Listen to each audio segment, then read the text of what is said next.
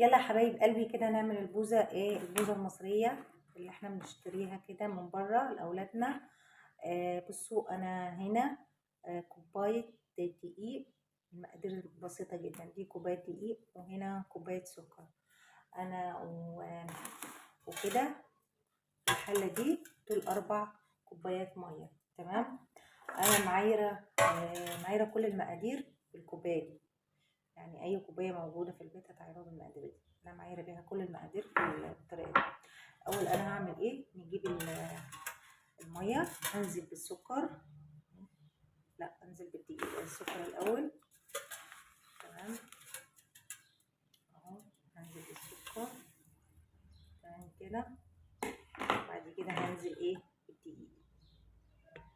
الموضوع سهل جدا، وابتدي كده اقلب كل الحاجات دي. تمام. انا قلبت الدقيق اهو بالشكل اللي انتوا شايفينه. بعد كده بعد ما قلبته بالشكل ده، يلا بينا كده نروح على البوتاجاز عشان نكمل طريقه البوزه. انا كده ولعت البوتاجاز كده، هبتدي احط البوزه كده. انا عايزه الدقيق والسو زي ما قلت لكم. تمام. شايفين يا حبايب قلبي الدقيق عامل فقاعات، انا عايزاه بالشكل ده اهو. شايفين كده الدقيق استوى، هنطفي عليه ويلا بينا نكمل طريقة البوزة. فانا عايزاه بالشكل ده اهو. شايفين هو عمل فقاعات ازاي اهو. شايفين اهو كده هو استوى. كده نطفي عليه، يلا بينا. بصوا احنا حطينا في الكوبايه هنا نص كوبايه سكر. انا كنت فاكره الموبايل بيصور، انا حطيت نص معلقه خميره ومعلقه سكر في نص كوبايه ميه دافيه، وهنبتدي كده نقلب الحاجات دي كويس زي ما انتوا شايفين. انا قلبتهم كويس. دلوقتي هعمل هغطيهم واسيبهم كده يختمروا وبعدين نبقى نرجع. شايفين اهو كده اختمرت. دلوقتي نعمل هنجيب البوزة اللي احنا عملناها ونحط عليها.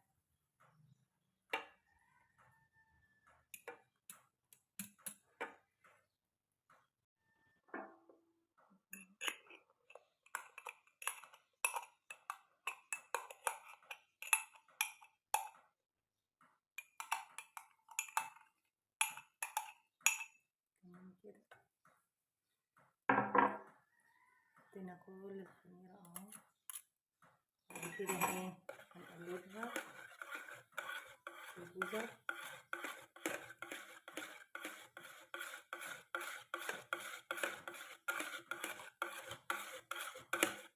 تمام كده، وهنغطيها ونسيبها ونرجع لكم بعد شوية.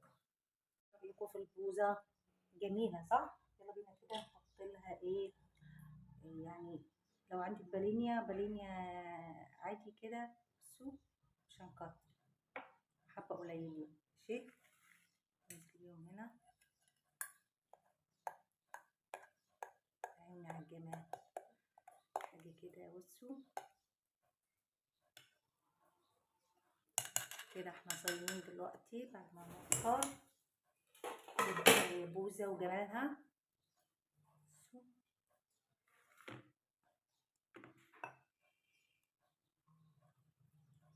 يا سيدي يا سيدي على الجمال، يا سيدي على الحلويات. الله الله الله الله الله. كده احلى بوزة مصرية عملناها وما تكلفتش معانا كتير، وعملناها بالشكل ده. مقادير مبسوطة. اذا عجبكم الفيديو حبايب قلبي اشتركوا في القناة. بصوا جمال البوزة من الشكل. إذا عجبتكم القناة، هي قناة مي أندلاء، اللي لسه مشترك فيها ينزل يشترك فيها وفعل الجرس عشان يوصلوا كل جديد. احنا بنحبكم كتير، والسلام عليكم ورحمة الله وبركاته.